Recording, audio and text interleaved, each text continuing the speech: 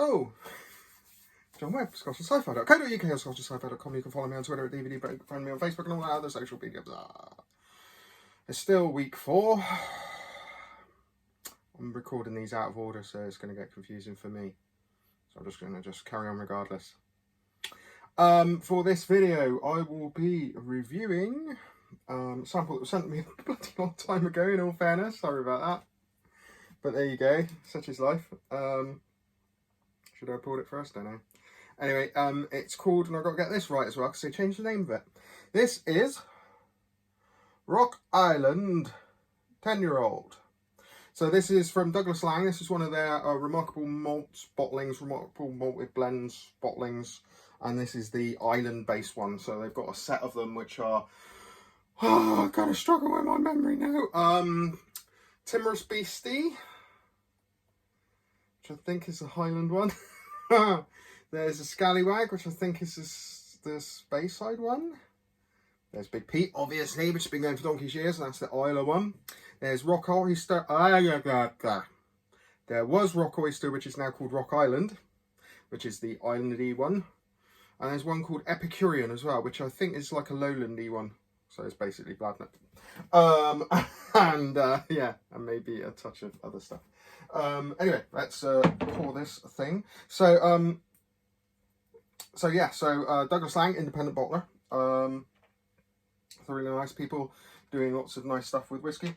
Mostly independent bottlings and all that jazz, and then some blended stuff as well, like this. So this is the Rock I'm going to keep saying Rock Oyster. Rock Island. 10-year-old. Bottle at 46%. It's going to be non-chill filtered. It's going to have no added colouring. It's going to be all of that jazz. And you see, no colouring there. So this is a blended malt of island-based malt. So I guess it would have things like Arran in there and other island-based malts. Oh, they do the oh, how do you pronounce that? Gauldrons? Is it Gauldrons as well? That's a Campbellton one. Might have a bit of Scapa in it. Might have a bit of Highland Park in it. It's probably got other stuff in it as well. But I can't think off the top of my head, because that's the amount of research I do. Not a lot. Now, I really like Rock Oyster from its previous incarnations. This is a more recent version because it's Rock Island. I'm going to sneeze any second. It's hay fever. It's nothing horrible. Stay at home. We're in week 4 of lockdown. I think it's week 4. 19th of April. Oh, joy.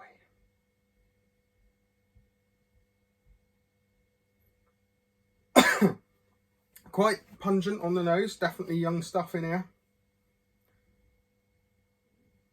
It's got a salty character, kind of like salty seaside character. Not necessarily smoky, but very much like fresh sea air.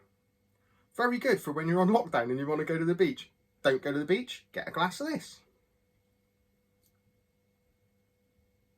It's nice, fresh, ozone-y kind of aroma to it.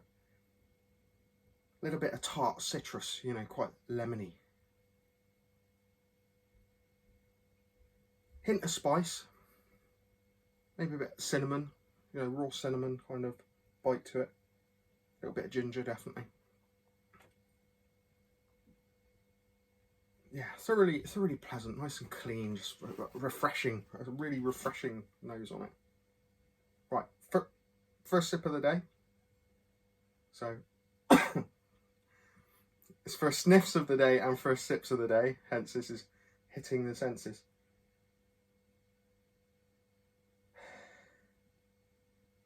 I haven't had a sip yet because I'm still sniffing it, because it's very, very, very sniffable. It's actually a really, really lovely, lovely nose.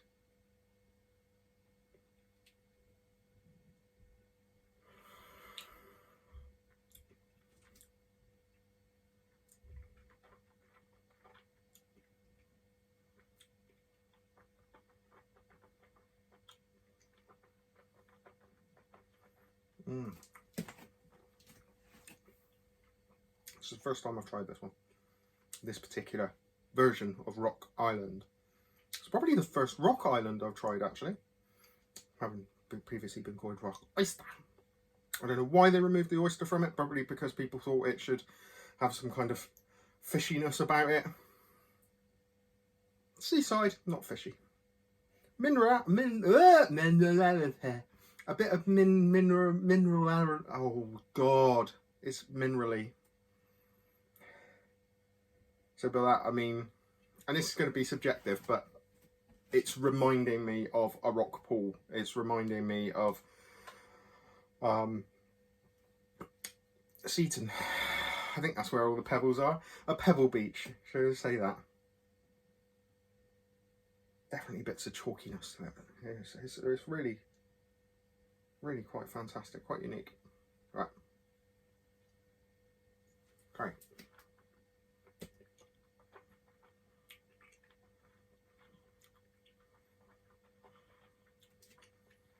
Okay. Clean, fresh, tart lemon. There's a little bit of honey there. Definitely sweetness coming through. You've got that salty kind of salty seawater tang to it. Not actual seawater, but you know, that kind of like reminiscent of the texture of and the texture of, I would say. It's tasty actually. It's quite tasty. Definitely a bit of sherbet lemon there. Came about.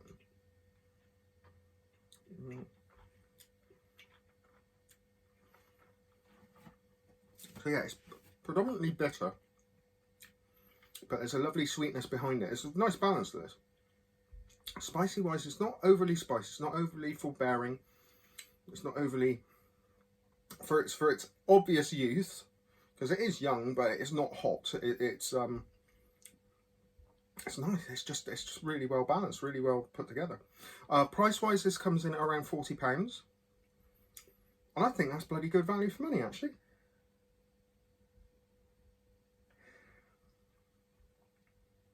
It's incredibly drinkable. God, every time I try this, I don't know why excuse me. I know I've got bottles of Rock Oyster. I don't know why I haven't opened them. Well, I got too much bloody stuff open, but it's just only getting worse in this lockdown thing. Lockdown bottle coming up. But yeah, this is really good stuff. Really just lovely, fresh, zingy, pleasant, enjoyable, very summery whiskey. In fact, this is really, this is getting to be the weather for this kind of whiskey. Wow.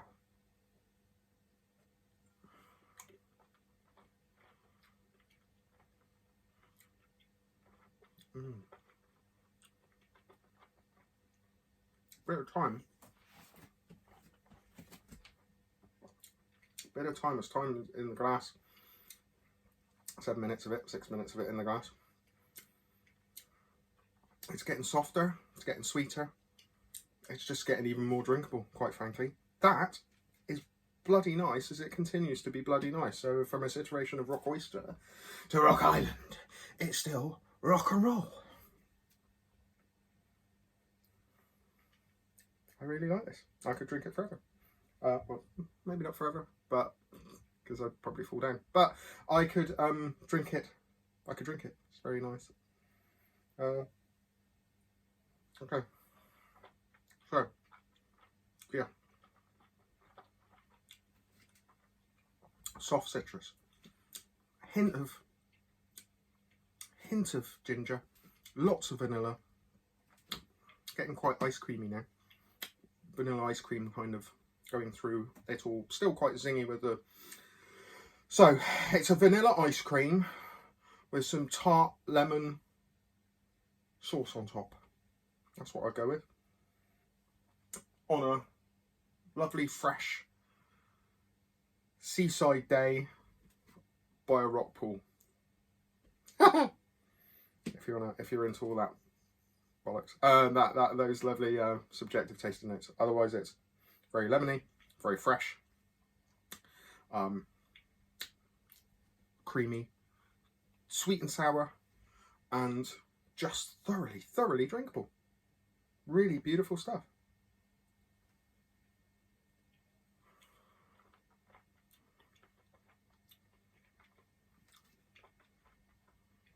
And I wouldn't say it if it wasn't so.